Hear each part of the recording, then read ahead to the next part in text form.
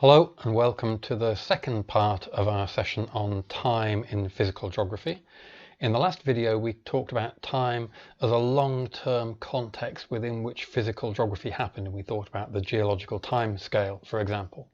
In this second section I want to say a bit about how geomorphologists have used time in different ways, or considered time in different ways, as a framework for geomorphic processes and landscape evolution over shorter timescales than that. And when physical geographers start talking about time, this chap, W.M. Davis, William Morris Davis, he's one of the first names that normally comes into the conversation.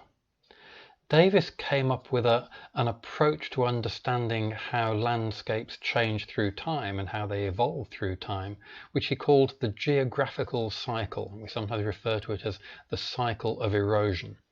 And Davis described this as the time required for the upheaval of a region and its reduction to a plane of degradation. Now, in Davis's time, he didn't have the mechanism by which upheaval would occur. We would be thinking now about plate tectonics or isostasy. He didn't have that mechanism, but he begun his process with the idea that land was uplifted, and then he essentially ran a model of that region being worn down by denudation over a period of time.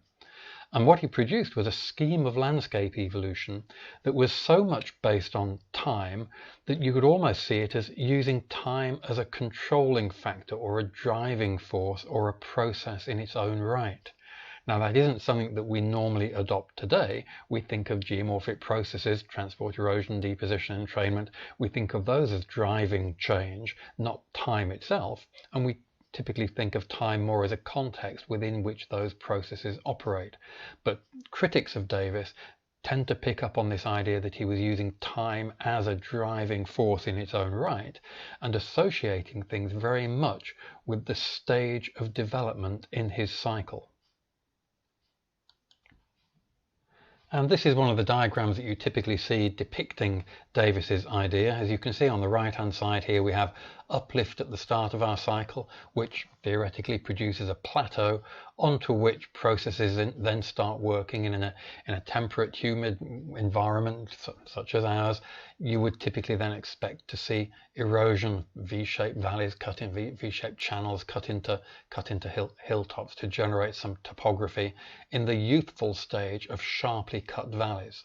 Then in the mature stage, the valley tops begin to wear down, the valleys broaden out, and we have this slightly flatter topography of broader valleys, approaching the mature and old age stage of peniplanation, meaning almost made flat. So the landscape is lowering as well as broadening out, and the slopes are getting gentler. And we're thinking here about the lower course of a river valley, for example. And in Davis's model, or in most interpretations of Davis's model, the form of the landscape depends on the stage, the youthful stage, the mature stage, or the old age stage that we're looking at. So in Davis's model, an old landscape would characteristically be flatter, and a young landscape would characteristically have these youthful sharp valleys carved into it. Then at the end of the cycle, eventually uplift happens again and the whole thing kicks off and goes around one more time. We're going to encounter Davis on various occasions as we work through the module.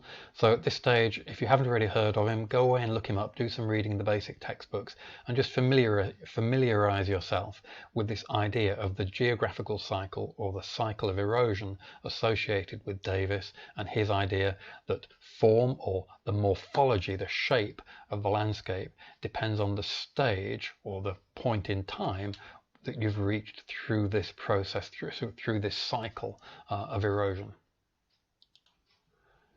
Through the history of geomorphology, a lot of people have considered time in different ways. It's clearly a really important issue in geomorphology. Another piece of work that I want you to be aware of is this 1965 paper by Shum and Lichty called Time, Space and Causality in Geomorphology. Not saying you necessarily need to go away and read that article at this point, but you need to be aware of it in the context of what we're talking about in this module. If it helps to get your head around this model, we can begin by assuming that Schumann-Lichty are talking about a similar situation to Davis, where we have an initial landscape which is being worn down and changed over the course of time. And in the Schumann-Lichty model, the assumption is that over a very long time period, gradually, as Davis suggested, the landscape will flatten out. The gradient will gradually diminish over time until we approach what Davis would have called a penny plane. If it helps to think about this in that way, then that's as good a way as any to begin. But the key point here for Schumann-Lichty is that they're looking at time over different periods of time, different lengths of time. So here, over what they call cyclic time, they've drawn a graph saying that over a long time period, gradient will gradually change. However, they say, imagine you pick just a short time from that, a short period from that. So instead of looking over hundreds of thousands or millions of years, pick a shorter time period and let's just focus in just on what's going on within that little spot there that I'm pointing to. We'll call that graded time, and we're going to look at that on this right-hand graph. And so this right-hand graph is a zoom in on just that spot of the left-hand graph. And even though we know that over a long time period, the gradient, and you could do this for other characteristics of a system as well, but here we're talking about gradient, we know that over a long time period, the gradient is decreasing. When we look at only a shorter time period, we can't see that big picture. And even though over thousands or hundreds of thousands of years, there's a long-term steady change in a certain direction, on a shorter time scale, there are ups and downs and a bit of variability, and there's deposition, then there's erosion, then there's more deposition, then there's more erosion. And you can't actually pick out the long-term trend over this shorter time period that they call graded time. So imagine, for example, that you, over the course of 10 years, 20 years, you carry out a research project on a hill slope or on a river valley. Over that kind of time period, there will be change over time, but it won't necessarily show you the direction of long-term change that you would pick up if only you were able to be there for hundreds, thousands, or tens of thousands of years looking at those long-term changes. So in a shorter time scale, yes, you're still picking up variability, but it's not showing you that long-term trend, and that's what we call graded time. Now let's zoom in even closer. And this, I always think of this as being if you have a day trip out to the river today and watch to see what's going on, or look at it today and then again tomorrow, not much will have changed over that short time period. What counts as a short time period will depend on whether you're looking at a little stream or a glacier or an area of continental bedrock under low weathering conditions. Different things work at different rates, but on a relatively short time scale for any particular system, as you can see in this little bit that we've just picked out for focus, there's actually no real change going on there. Not much change appears to be happening if you only look at something for a short period. And that's a really important point to remember in general. You don't necessarily see what's going on in terms of medium or long-term change if you don't watch for long enough. If you just take a snapshot, you don't see the movement or the change. That doesn't mean the change isn't happening.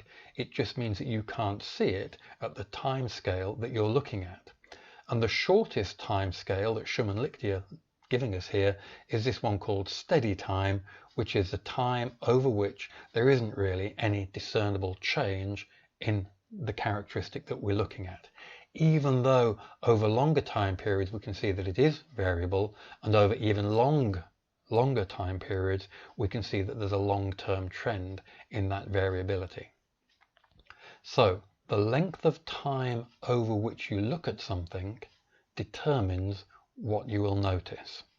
I'm tempted to say that 2 or 3 times because it's really important, but you can pause and rewind and replay the video if you want to hear me doing that. But it is a really important point. So what you see depends on the time scale over which you look.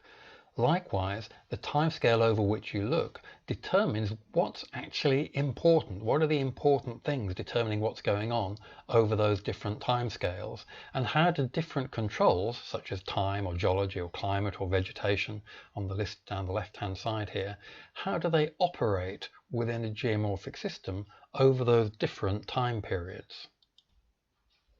What this table shows is the status of different variables within a drainage basin depending on the time scale at which you look at them. Whether you look at them at a very long time scale, the cyclic time scale, on a medium time scale, the graded time scale, or over a steady time scale, which is the shortest period. And you'll see that different variables react in different ways to being looked at those different time scales. Some things, it doesn't really matter what time scale you look at them over. So hydrology, number 10 on our list here, it remains a dependent variable regardless of which time scale you look at it. But other factors vary between being dependent at some time scales and independent or not relevant at other time scales. So, for example, taking number 5, the type and density of vegetation at your location, on the longest time scale, that can generally be considered as a dependent variable. In other words, it depends on other things that are going on around it. It isn't a controlling factor, it's one of the controlled factors. So if you were working your way along that gentle curve on the Schumann-Lichty cyclic time graph, you'd expect the nature of the vegetation to be changing over time in response to driving forces connected to that gradient change and down wearing. By contrast, if you look at it over a shorter time period, whether graded or the very short time period of steady time, it stops being a dependent variable, and instead it can be counted as an independent variable. In other words, it's more likely to actually be a controlling factor than one of the controlled factors. So the way that you would consider vegetation if you were doing research over a long period or trying to understand how things have changed or what's happening over a long period is different from the way that you consider vegetation if you are studying a shorter time spell. So in other words, the things that we need to consider and the ways in which we need to consider them depend upon the time scales over which we're interested. At short time scales, things work in one way. Over longer time scales, the same things can work in a completely different way. Now we are going to revisit ideas associated with time again as the module moves forward. Things tend to come back, so we have a first introduction and then we look at them in more detail in a different context later on. But for now, I just want to make sure that you're aware of Davis and his idea of the geographical cycle, and I want you to be aware of cyclic, graded and steady time, and particularly I just want you to think about the idea that it makes a difference what kind of time scale you look at. If you carry out research for a couple of days, if you carry out the same research project but over 100 years, or if you can look at historical or geological evidence and carry out the same research project but looking over thousands, hundreds of thousands or millions of years, different things will become important. System variables operate in different ways. Different questions are worth asking, and we're likely to get different answers. So time is a really important consideration in physical geography. So based on what we've done in the last 2 short sessions, just go back and check through to make sure that you are comfortable, or you've found out a little bit about each of these topics. Make sure you know, think of it as a quick test. What's the age of the Earth? What was Pangaea? When did the Panama Gap close and why was it significant? What are the Cainozoic, the Quaternary, the Pleistocene, the Holocene? Who was W.M. Davis and what did he say? What did his model suggest? Well, it's a geographical cycle. Well, how did that work? What are the implications of it? What do critics of the geographical cycle say was wrong with it? What are the ideas of steady, graded and cyclic time, and who would you associate those terms with? And what is the implication of those different time scales for how we might look at physical geography over different periods, or processes affecting the landscape and the evolution of landscapes over different periods? Lots of questions there for you to just check that you've got to grips with some of the things that we've been talking about in these 2 linked sessions that we've just gone through. And by way of conclusion, for the 2 sessions on time, you should now be able to do a number of things. You should be able to outline the basic history of the planet, age of the planet, geological time scale and so on, and identify some of the key points in the history of the planet that are especially relevant to physical geography. And remember, I said earlier on that as we get more and more recent, things become A, more and more detailed, but also B, more and more relevant to what we're seeing in the landscape around us today. You should also be able to understand references to points in geological history. You should know what the geological periods are. You know what I mean if I talk about the Quaternary or about the Carboniferous, and you should be comfortable with the use of terminology such as millions of years, giga-years, KYBP. You should understand what those notations mean. So if you don't, then just check those up in the textbook and make sure that you're familiar with them. And finally, you should be able to illustrate how time is important in the ways that physical geographers look at the development of a landscape. And you should be able to explain to someone a little bit about the classic work of W.M. Davis or about Schumann-Lichty's ideas of steady, graded and cyclic time. We will revisit some of that material later on in the course, but it's important that you begin to get to grips with it at this point.